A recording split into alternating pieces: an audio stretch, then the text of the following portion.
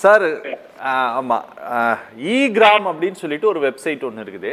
அந்த வெப்சைட்டில் வந்து ஒவ்வொரு கிராம வாரியாக மத்திய அரசு திட்டங்களுக்கு எப்படியெல்லாம் ஃபண்டு செலவு பண்ணுறாங்க அப்படிங்கிறத எல்லாருமே யார் வேணா போய் ஓப்பன்ல வந்து அதோட ஆடிட்டிங் கணக்கை வந்து இன்னைக்கு பாத்திர முடியும்.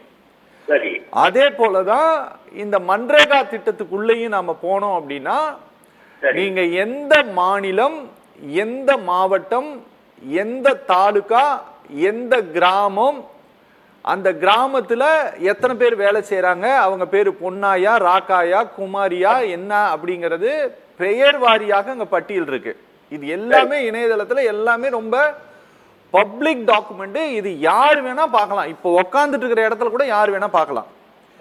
இதுல இந்த ஃபண்ட் செலவு பண்றதுல ஏதாவது முறைகேடுகள் நடக்குதா அப்படின்னா அதனுடைய தகவல்களும் மன்ரேகாவுடைய வெப்சைட்ல ஓபன் பிளாட்ஃபார்ம்ல தான் கிடக்குது. ஆமா, அதனால எனக்கு ரொம்ப ஆச்சரியமா இருந்தது. தூத்துக்குடி செல்லம் சார் சொன்னது வந்து இதுல வந்து முறைகேடு நடக்குது, வேலை நடக்கல அப்படிங்கறதெல்லாம் எனக்கு வந்து தெரியல. எனக்கு அது ரொம்ப புதுசா இருக்கு. சில இடங்கள்ல வேலை செய்யாம இருக்கிறாங்க அப்படிங்கிறது நிஜம். ஆனா இன்னைக்கு பணம் மொத்தமும் இன்னைக்கு இணையதளம் மூலமா தான் போகுது, பேங்க் அக்கௌண்ட் மூலமாகத்தான் போகுது. அதுல என்ன தவறு நடக்குதுன்னு எனக்கு தெரியல. ஆனா நீங்க இந்த விவகாரத்தை நீங்க வந்து மும்மொழி திட்டம் இன்னைக்கு முடிஞ்சு போச்சு, அதே போல தொகுதி மறுவரை முடிஞ்சு போச்சு அப்படிங்கிறதுனால இதை நீங்க அரசியலுக்காக தான் இதை எடுத்துருக்கிறீங்கன்ட்டு ஒரு விமர்சனத்தை வச்சிருக்காருல்ல தூத்துக்குடி செல்வம் சார், அதுக்கு ஏதாவது பதில் சொல்ல விரும்புறீங்களா? கண்டிப்பாக நண்பர் செல்வம் அவர்கள் சொன்னது வெறும் அரசியல் பார்வை. ஒரு நியாயமாக மக்களுக்கான நலனை செய்கின்ற மக்கள் நல திட்டத்தை எப்படி நிறைவேற்றலாம், எதனால பிரச்சனை வருதோ அதை சரி பண்ணி ஒழுங்கு பண்ணணும். அதுக்கு அரசாங்கத்துக்கு துணை இருக்கிறதுக்கு செல்வம் என்றால் வரவேற்கலாம். அதை விட்டுட்டு ஒன்றிய அரசு தொடர்ந்து செய்து கொண்டிருக்கின்ற பல்வேறு நிலைகளில் தமிழ்நாடு வஞ்சிக்கப்படுகிறது சொன்னோம். நிர்மலா சீதாராமன் அமைச்சரை பற்றி கூட தமிழ்நாடு பேர் இல்லை என்றது மட்டுமல்ல, தமிழ்நாட்டிற்கான திட்டத்தை கூட அவங்களால சொல்ல முடியல, சொல்ல இல்ல எழுதி கொடுத்தவன் சொல்லல. எதுக்காக எவ்வாறு தமிழ்நாட்டின் மீது இவர்கள் காட்டுகின்ற இந்த மனப்பான்மை காட்டிக்கணும். இப்ப பாருங்க, இந்த திட்டம் 2004 துவங்கப்பட்ட ஐக்கிய முற்போக்கு அரசாங்கத்தில் இந்த 100 வேலை திட்டம், இந்த திட்டத்துக்கு 4 பேரை வச்சிருக்காங்க.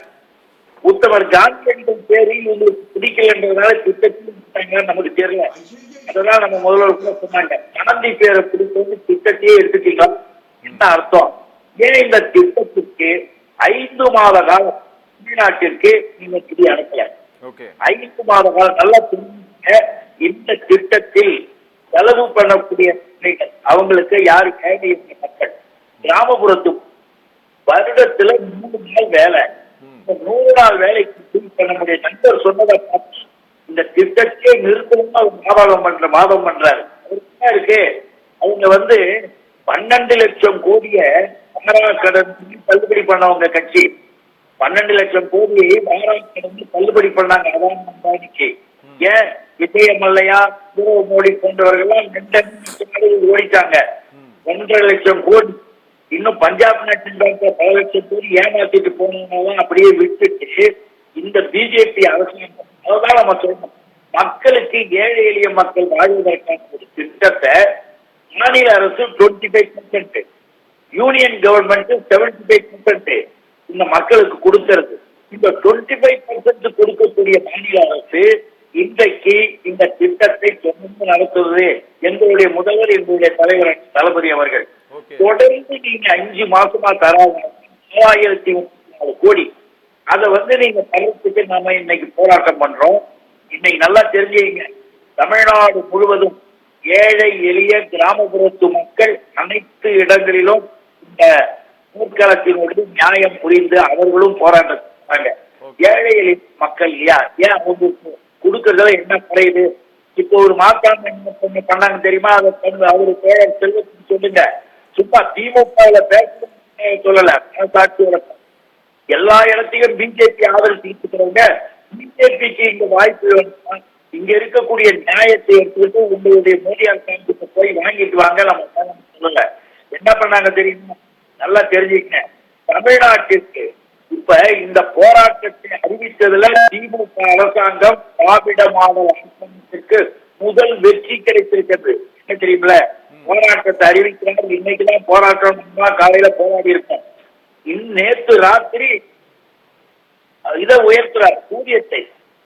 எப்படி போராட்ட அறிவிப்பு ஊதியம் உயர்ந்து, ஊதியம் உயர்வதை எடுத்து பார்த்தீங்கன்னா அப்ப தெரியும். அப்ப போய் நம்ம நண்பர் செல்வம் அவர்களும் எனக்கு முந்தி பேசிய தோழர் தெளிவா எடுத்து பேசினாங்க. ஆனா செல்வம் அவர்கள் பிஜேபி காரரா பேசியிருக்காரு. அவருக்காக நான் சொல்றேன். இன்னைக்கு அவர்கள் அறிவிப்பது மூலமாக ஹரியானாவிற்கு எவ்வளவு தெரியுமா? 400 ரூபாய்.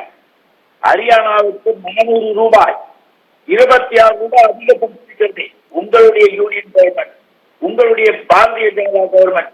ஆனா தமிழ்நாட்டிற்கு 326 ரூபாய் ஒரு நாளைக்கு. ஏன் இந்த வித்தியாசம்? எதை நீங்க கண்டுபிடிச்சீங்க? அதனால என்ன வித்தியாசம்? வட மாநிலங்களுக்கு, வடநாட்டு கஷ்டப்படுற பெண்களுக்காக நாம கற்றுக்கொள்ள ஏழைகளுக்கு அதேதான் எந்த நாட்டிலும், எந்த தமிழ்நாட்டிலும் எந்த மக்கள் இல்லாதவர்கள், இந்த இல்லாதவர்களுக்கு நீ இந்தியாவில ஒட்டுமொத்தமாக வாங்கணும். நீதியும் தர்றதில்ல, இந்த பிரச்சனையும் பண்ணிடுறது. அங்க போயிட்டு நிதியை ஏற்றுறது அங்க ஹெவியா கொடுக்கறது தமிழ்நாட்டிற்கு குறைவாக இருக்கிறது. தென் மாநிலங்கள் இருந்தாலே குறைச்சுக்கிட்டு வர்றது பிஜேபி மேல. இன்னொன்னு நீங்க கேட்ட கேள்வியிலே போட்ட எதுக்காக ஒழுங்கா நடந்திருந்தாலும் வந்தது. இந்த திட்டத்தை ஏன் நீங்கள் இப்படி பிரச்சனை பண்றீங்க? மாநில அரசு தமிழ்நாட்டில் வரக்கூடிய அளவுல ஒரு தேர்தலை சந்திக்கக்கூடிய நிலையில நிதி நெருக்கடியை தர வேண்டும் என்று செல்வத்தை சேர்ந்த தலைவர்களாக இருக்காங்க இந்த தமிழ்நாட்டில் கொஞ்சம் பேரு. அந்த நபர்கள் டெல்லிக்கு போய் தெளிவா சொல்லியிருக்காங்க, தமிழ்நாட்டிற்கு நிதி நெருக்கடியை தர வேண்டும், பணத்தை எதுவும் கொடுக்கும். கல்விக்கு 2152 கோடி பேலன்ஸ், 2152 கோடி. ஏன்? அங்க ஆசிரியர்கள் இருக்காங்க, மாணவர்கள் இருக்காங்க. அந்த மாநில அரசு எப்படி சமாளித்து இப்ப கஷ்டப்பட்டு கொடுத்து தருது, படிக்க வைக்கிறது பிள்ளைங்க. இருமொழி கொள்கையில படித்து முழுக்கவும் இருக்காங்க. பீகார்லையும் உத்தரப்பிரதேசையும் குஜராத்லையும் மொழியும் சொல்லிட்டு செல்வத்தான் போய் பார்க்க சொல்லுங்க.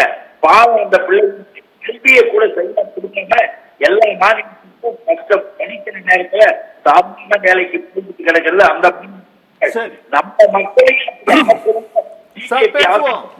அதை நாம அவர் okay okay sir, okay okay sir பேசுவோம் சார். புகழேந்தி சார் பேசுவோம்.